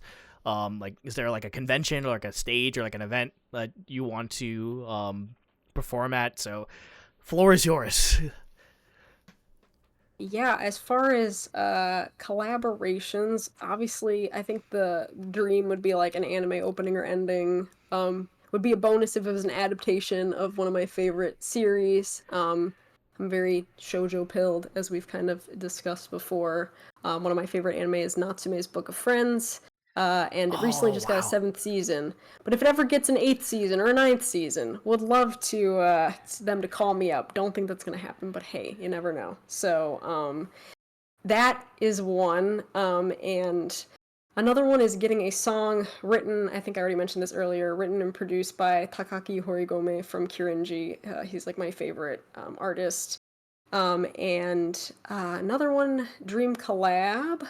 Like, as far as Kaigai idols go, one of my friends, Sorry Lynn Stardust, is another idol that sort of does the city pop vibe, and she is an amazing singer, and I've known her for many years because we went to the same high school, so that is a very interesting connection, but I would love to collaborate with her, do a song on stage or something, at a future convention. And then DreamCon, I honestly haven't gone to like any out-of-state cons, so I would love to do anything elsewhere. I think Holiday Matsuri I would love to do, and MetroCon as well in Florida. And then of course like Anime Expo. I've seen their idol programming and it makes me cry a little. I hope they improve it and let me in. So this is my sort of wish. Also, I think my cat's eating something. Oh. Of course. But yes. So that is my sort of a dream goals collabs. Oh, I forgot Pokemon. I don't know. Yeah. I want to do like eventually do a Pokemon show tribute sort of thing. One of my favorite Pokemon, this is not lost media anymore because it has been found and uploaded, but there was a musical in 2000. I know I said I'm not a theater kid, but I make one exception, and that is for the Pokemon Live musical, which toured from like 1999 to 2000. I was not old enough, unfortunately. Is that to the see one this. where they low-key kind of reveal that Giovanni might be Ash's dad or whatever? Yes, that one. I know yeah, that. I know which one you're talking about. Yeah. Or at least that his mother and Giovanni dated. Anyways, that is like my Roman Empire, whatever you call it. I've watched it on YouTube so many times. I would love to do a production of that or something, or perform one of the songs from it, particularly Giovanni's song. Giovanni was my childhood crush. I know it's not normal. What can I say? I love a middle-aged anime man. It hasn't changed. Larry from Pokemon is on my backpack. I love Kaiki from Monogatari. Like, I just love a middle-aged anime man. I can't help it. So I believe, to give proper credit, I believe it's Aiden that coined this term, but Aiden describes himself as a villain fucker. So, I mean, I told my parents to watch this podcast. Please turn this off to watch this. But no, I really do love these the anime men. Pokemon men are just. My husband forever is Steven Stone. He is my beloved, but he is now in my like actual reasonable dateable age range. But I still do love the middle-aged men's of the world. But Pokemon Live musical, if you've never seen it, go look it up. It's like free on YouTube. It's like an hour and a half long, and it is kind of low budget. Oh no, it's not low budget. The video is bad, but the production was very high budget. Yeah. They had like all these like not animatronics but sort of like puppets and stuff, and it was crazy. There's like interviews you can watch with the actors. I've seen like all the content. It was super cool. I wish I was able to see it as a kid, but would love to somehow do one of those songs at a show. So that's my goal. I'm not familiar with your previous set lists, but how about, or have you ever considered doing the oh god, I forgot what the name of the Monogatari OP with that for that was with that was with Senjo Gahara and Kaiki. Like, oh yeah, crap, what is it called? I know Fast loves the Hitagi version.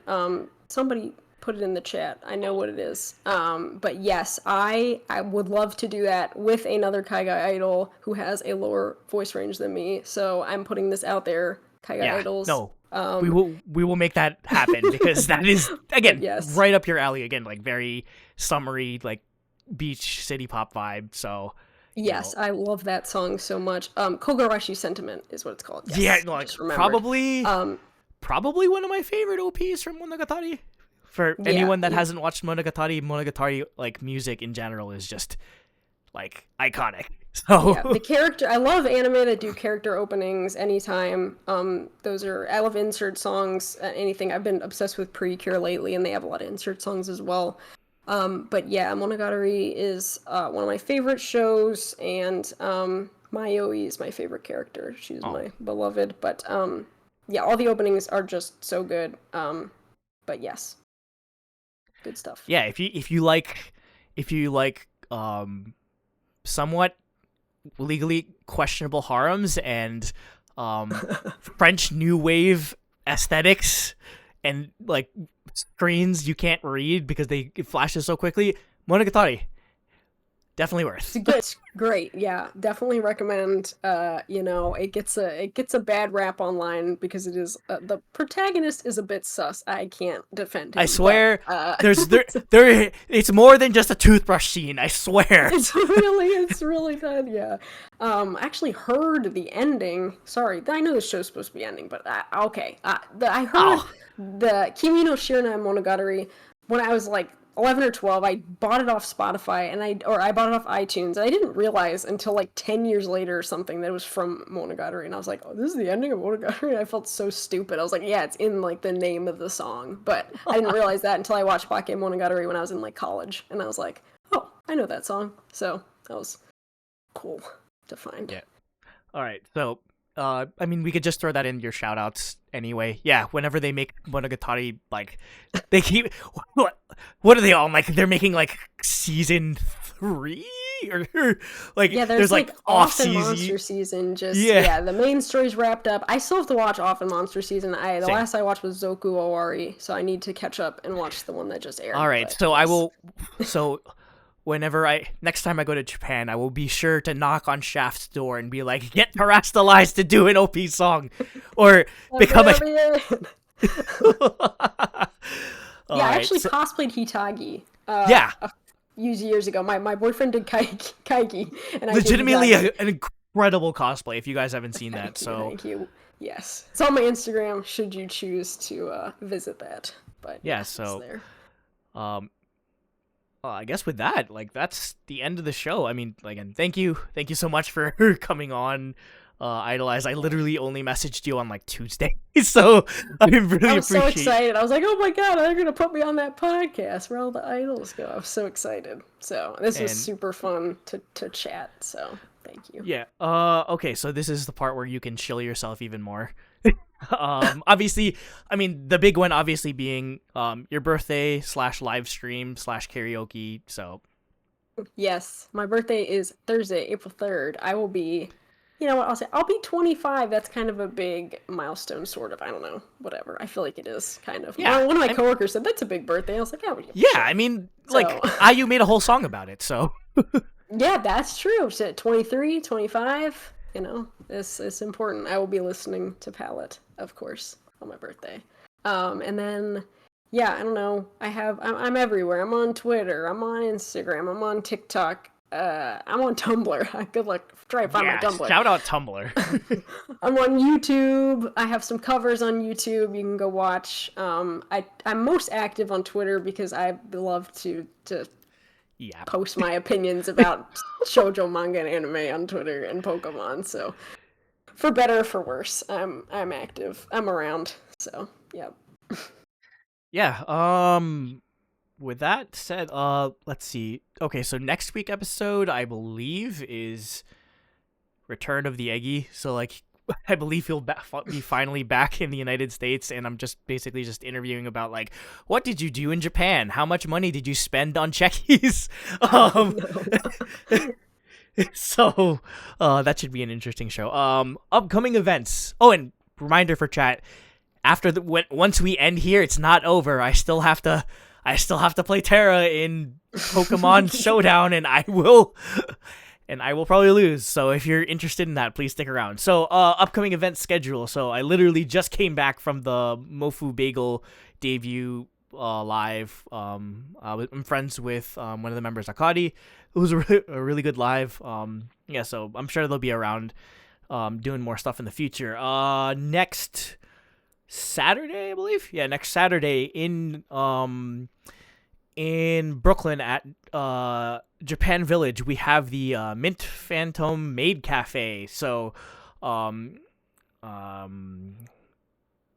forget. So I don't know if Nani's technically part of Aniwaza, but there is a man named Nani Wazuni that is very infamous in the Kaigai idol scene and the VTuber scene because he is basically just Mint Phantom's punching bag. So they're doing a maid cafe themed to Mint Phantom, and there's gonna be I don't know, like I think they're doing like art and like performances. So the lineup so far that I know of is Pawn Rangers gonna do a special set for like songs that Mint likes. My other friend Ash is gonna do a performance, and Aniwaza will be doing a Wotage workshop and a performance at some point as well. So look forward to that. The following week, again, great timing, is Sakura Matsuri in DC. April 12th to 13th. I forget the full lineup of people. There's a lot of idols that are going to be there, obviously. So there's idol performances. There's like a street festival. There's food. There's cherry blossoms, which probably I believe the DC cherry blossoms are probably the most famous in the U.S. So if you want to go check that out, I probably will be going as well because not for that, but because there is a future funk producer named Makotos 8299 performing. He's my oomph. He's my Twitter oomph. We've been oomphs for like what? 10 years, yeah. That's crazy. Oh yeah, so I think either on Instagram or Twitter, yeah. So yeah, Macros is doing a performance of Yue Toki at somewhere in Baltimore, so I will be driving down specifically for that. I'll have to see if I can pull up. Yeah. Yeah, no, please. I was like, because I mean, I've seen Night Tempo, I've seen Englewood, I have yet to see Makoros 8299. So I absolutely need to see that. Okay, back to Idol stuff. We have Idol Gateway on April 19th, Volume 2. So new lineup, as always. So we got Purgatory, we got Grimoire, we got WTF, we have Sapphire, and we have Celestia, Tama, Idol / I forget how many other names she had. But yeah, so look forward to that. Tickets are pretty sure still available. Can I announce that I'm technically staff for that? Oh well, I just did it anyway. So I will be there too. So if you want to say hi to a random guy that hosted a podcast for 5 weeks, yeah, come through. Let's see what else. We got Castle Point anime convention on April 26th and 27th. There's going to be an idol showcase. I believe applications just closed, but I have faith in Ashes and Aiden in picking a good lineup. So there's going to be a lot of panels. I still think I can't say anything about that specifically. And then probably the biggest one is Emi, aka freaking Honoka from the original Love Live, is going to do a performance, and it's going to be gacha, so you have to do a lottery just to be able to get into the concert or the fan meet or autograph session. So good luck with that. I'll try just for the concert, just because I wanted to see Snow Halation IRL. So, the real Snow Halation IRL, because I'm never gonna get that in Tokyo Dome. So yeah, I'll be there too. I'll be around. So look forward to that. Week after that, on May 3rd, is Kogara-con in Middlesex County College. They have an idol showcase. They have a maid cafe and all that sort of stuff. So it should be fun. And May's just packed for some reason. So all within the same weekend, we have Anime Boston. We'll have a cosplay idol showcase where My Urania will be performing. They have Real, which I'm very irritated about because I want to see Real. Same weekend on the 24th in, Baltimore? That's Aniban Matsuri. So that has Eternal Hoshi, Pawn Ranger, Aiden, Hibicord, which has Tama, Celestia, Idol, however many names she has, and Peach Tea Punch. Yeah, I think the tickets just went on sale for that. So yeah, come through. That's Eternal Hoshi always puts on good events, so definitely worth. And if anyone's in Canada, Anime North is getting Mamashima no Taigun, which I'm very jealous about. So, I'm going to have to pick one of these, and I think it's probably gonna be Aniban Matsuri. So, yeah. All right. So, with that being said, thank you again for watching episode 45 of IDOLEYZ. Please follow Tarastallized on social media. Please follow Eggy at Eggy Drago for future updates on IDOLEYZ happenings and whenever they come back to the United States. Again, if you missed any part of this show, I will be uploading the VOD tomorrow, probably. So, especially since I need to catch up on that. But until next time, wait. Not until next time. We still have to play Pokemon. So, Not done yet. it's not the end of IDOLEYZ. So, okay, how are we gonna do this? I set this. Showdown. Okay, so I opened this. I tried this before, and hopefully it won't break. So, I have in the middle here. Okay, let me put your photo away really quick. So, in the middle of the shill zone, we have Pokemon Showdown, and we're going to do. We could just do one. Best of 3 is probably gonna be like crazy long. That might be, yeah. We'll do one. This is past my bedtime, and Yeah, same. you work at 3 a.m. I'm like in bed by 11 usually. No, I mean no. So I'm a I say grandma. I say I function at 3 a.m., but that's like I say that and I regret it in the morning. So yeah, no. Okay, so I have my So my username on Showdown is my Twitter handle, and everything else Ando_0817 because that's my birthday. So how do I like invite people or? So if you go to find a user, I think you can search. There we go. Yeah. Or yeah, and then I am just Tarastallized.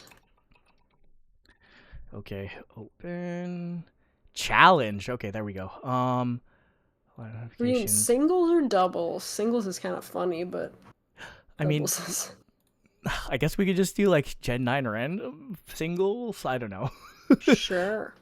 Okay. Do it. I asked my friend that plays competitive or goes to competitive events, and he said like, yeah, doubles is just too big brain for him, even for him. So okay. See, doubles is like the VGC format. Yeah, So, I mean, that's yeah. usually what I play, but if it's random, I mean, I'm not playing with those Pokemon anyway, so it doesn't Yeah. really matter. Okay. Okay, I will hit challenge, and hopefully this works.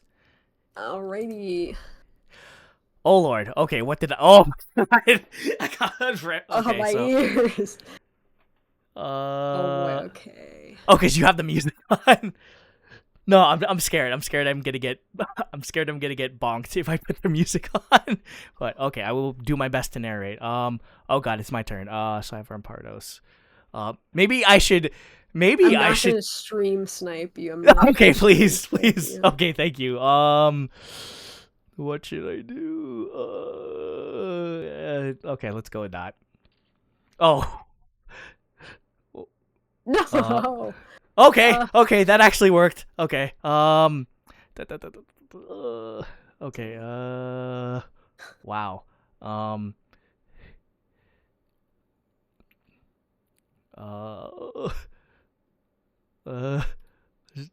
Okay. Oh no. Oh my god. Well, I guess See, that's how. Rillaboom is one I do normally use because it's Oh no. very good.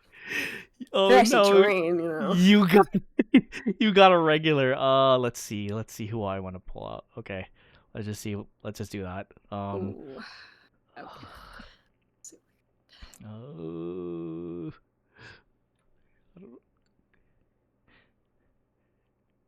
I don't know. Oh. Oh. Okay. Oh my god. All the effects. Hmm.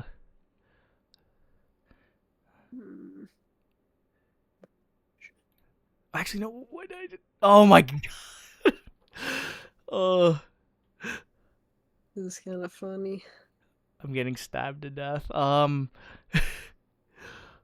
would never use a Barraskewda in real, but that's kind of funny. Oh God. Let's see. Why not? Wait, can you get Rayquaza? Oh, what the heck? I mean, Let's do this. Just need him to go. okay, okay. Let's see. Okay, I'll take that.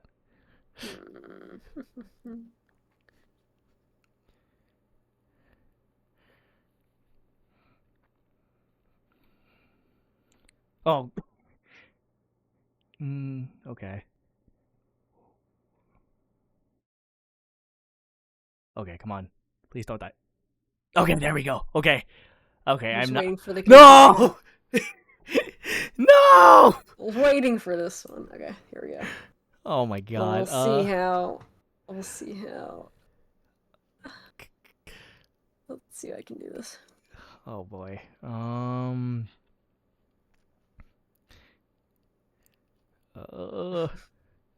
Oh God. Why do I do that? Oh. Okay. Oh God.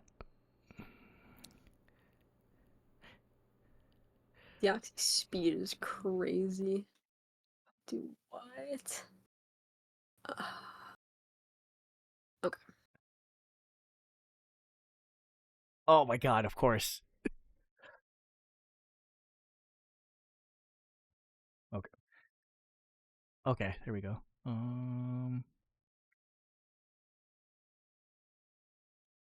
Okay, wait.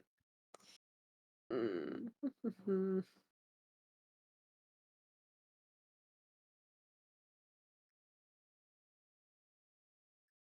That might be Okay. cooked. Okay. That might be Okay. cooked. You have Deoxys. I don't have it. I didn't get a single legendary. What the heck? Oh I my. have Deoxys and Rayquaza. This is cruel. Oh well. Oh boy. Okay. Well. Let's see. Oh boy. Um.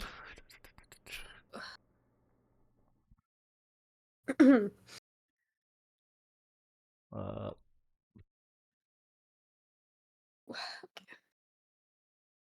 Oh boy. Okay.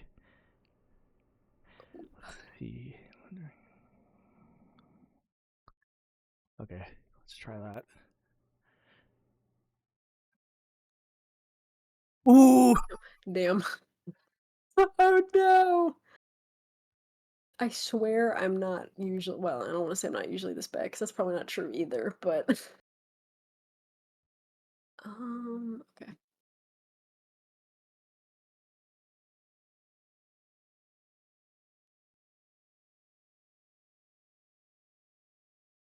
Oh, okay. We're so back. We're so back. Uh-oh. Oh, we're so gone. We're so gone. I'm cooked. I'm cooked. Oh my God. Uh, uh, hmm.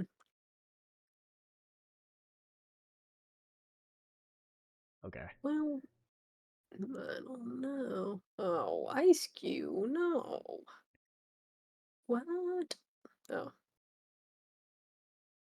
he lost his head. Okay.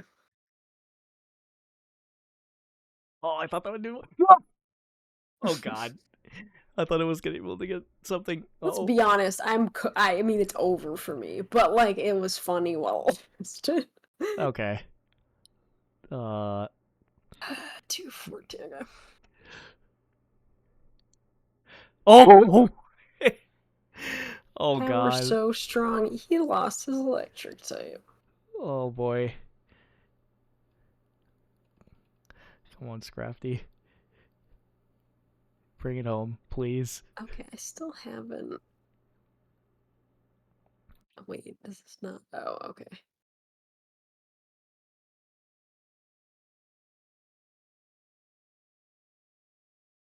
Yeah, whatever.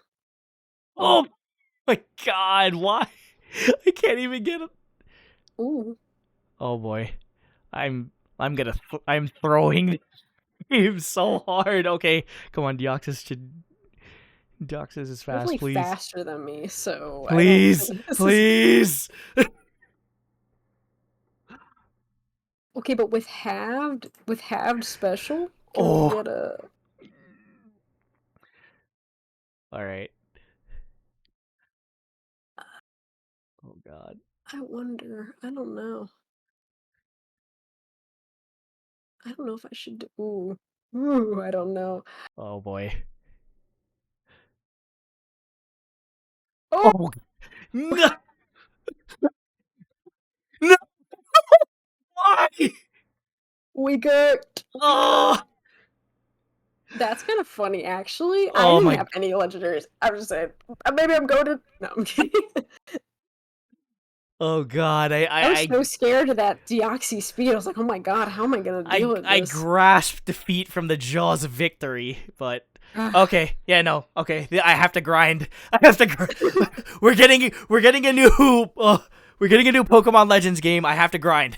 I have to grind. Next like, time we're doing Reg G or Reg I is coming, which apparently has 2 restricted. I don't want to yap about competitive too much, but that means basically you get 2 legendaries that Okay. like are really powerful, which is very scary. So get working, and we'll have a rematch. All right, So. all right. I'll g- I'll start my Wolf Click arc just as soon as we get off this call. So, again, thank you so much, Tara. Honestly, like I really appreciate you coming on, and I hope to see you at a future Taibon or event or something. Because genuinely, like I do love your performances, and I want to be able to see you perform again. So, thank you. And for those that stuck around for the me getting me fucking throwing Pokemon. Hope you enjoyed that.